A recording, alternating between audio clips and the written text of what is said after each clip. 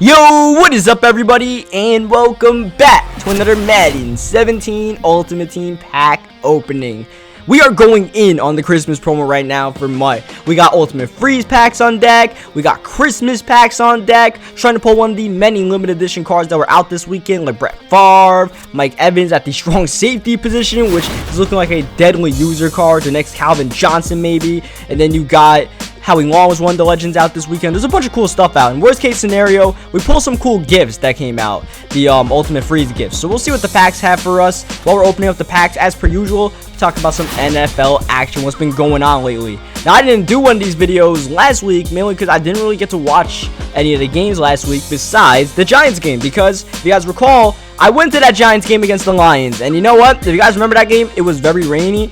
And I felt every bit of that rain in the stands, man. It was raining pretty hard. I went with ScoMo. If you guys know ScoMo, you know from the Madden community or whatever. But nonetheless, he was nice enough to tag me on board to go see that game. And it was some sloppy weather. It was raining in the first half, and then it was very windy and cold in the second half. And it was a deadly combination that kind of messed us up. But you know what? It was worth it because the Giants won. It was a grimy little game right there. I think they won by a score of 6-16. But yeah, it was a grimy game, but you know what? They won, and that's all I really care about, man. Would I ever do it again and go to another Giants game when the weather forecast is that bad?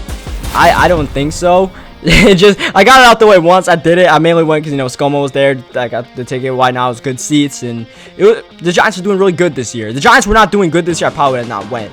But Giants are making the playoffs, baby. Now, we didn't win against Philadelphia, and there are definitely some flaws in the Giants team, mainly the offense with Eli Manning, who's...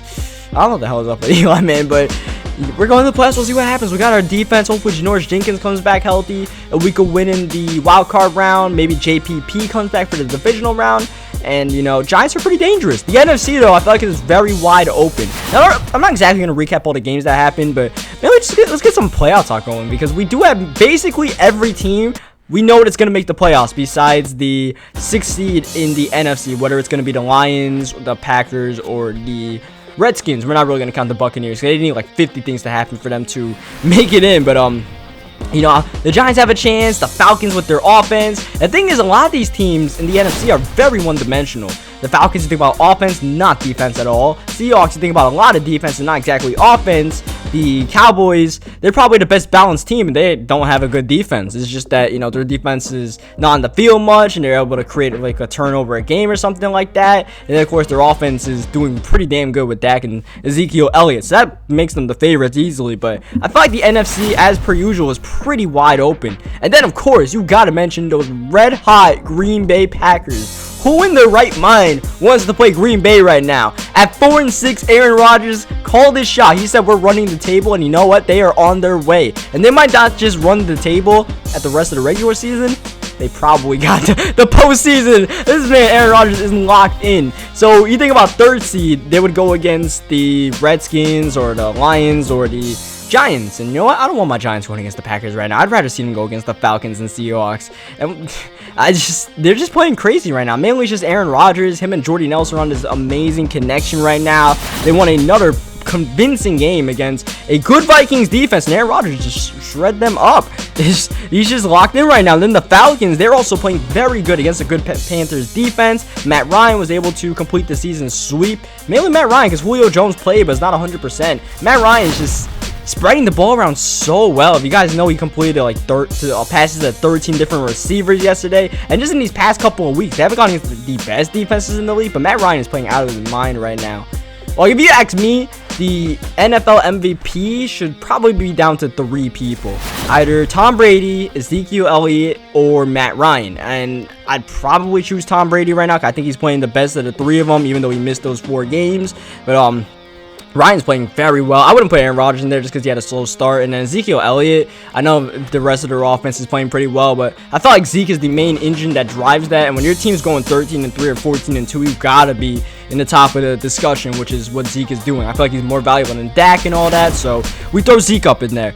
And that's basically that. Now, the AFC, you got the Patriots, who are far and away the favorites. Now that the Oakland Raiders are all but done, which is really a shame, because it was going to be fun to watch the Raiders this postseason. They haven't been there in such a long time. They got all this young talent. It really is a shame that Derek Carr got injured, man. It really is a shame for NFL fans, not just Raiders fans, that Derek Carr got injured, because that team will probably be back next year, but it would have just been great to see what would happen, because we could have started a great rivalry, Raiders versus Patriots in the playoffs. That could be something that could be going on for the next couple of years. Instead, the next thing we got to a rivalry is Chiefs versus Patriots, I guess, in the playoffs. The Chiefs and Steelers are the only two threats I see in the AFC to beating the Patriots. And the way it's lining up right now, the Patriots will probably either play the Houston Texans or the Miami Dolphins in the divisional round, because they're looking like they're going to be the 4 and 5 seeds in the playoffs. And you know what? I don't think anyone is giving those guys a chance against the Patriots. So they really only have one game where they have to sweat, which is most likely going to be against Houston or, oh, not Houston, the Chiefs or the Steelers. The Steelers are going to be in the 3 seed. There's no guarantee they win the wild card.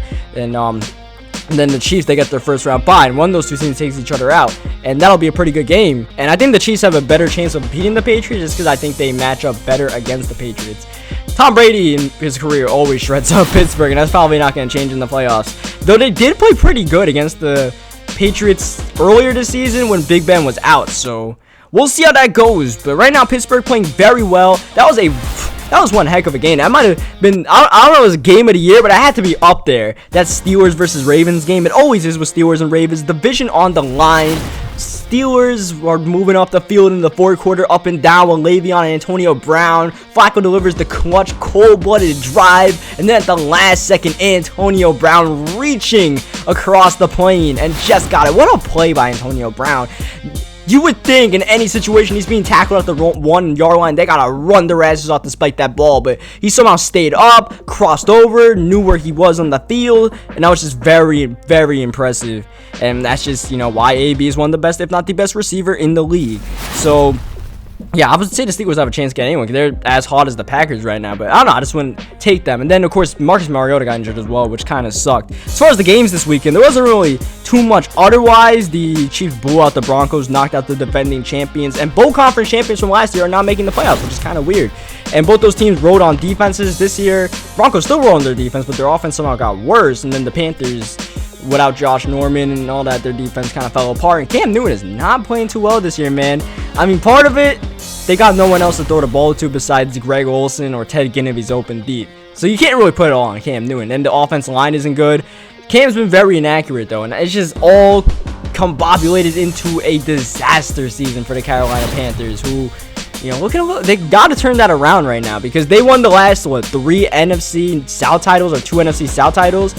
And it doesn't look like they're really in a good position to win it next year if they don't get that offense figured out, or they don't get some key players in their secondary on defense to play well. So a little bit concerned about them. The Lions, I can't believe they actually blew this. It looked like it was so realistic 3 weeks ago that the Lions would lose their final 3 games at the Giants, at the Cowboys, and then they lose the Packers game. And you know what? It's about to happen. You just look at that, it's like, it would be very Lions-like if they just blow this entire thing.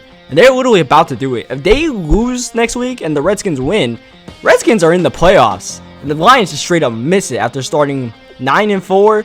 That would be a very Detroit thing to do, but even just forget about the history of the franchise. That hurts. The Lions won a lot of close games. I think they're a little bit better, or a little bit worse than their record shows, but that's still gonna hurt a lot. Matt Stafford having a couple of rough games lately. Struggled against the Giants badly, and against the Cowboys, you know, they got off to a good start, but Matt Stafford was not good in that second half. They didn't have much of a balanced offense, and you know, it feels like the rails are falling apart in the Lions. And even if they make the playoffs, they're probably going against the Falcons or the Seahawks or something like that. And it's not really too good. And the one thing that's on the line in the whole entire playoff picture, besides that 6th seed, is home field advantage.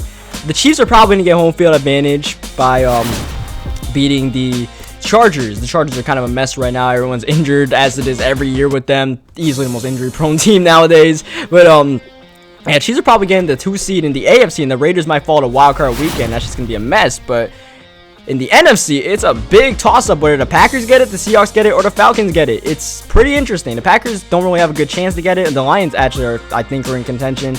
But whoever gets it, that's really big to dodge a week of NFC madness in the playoffs.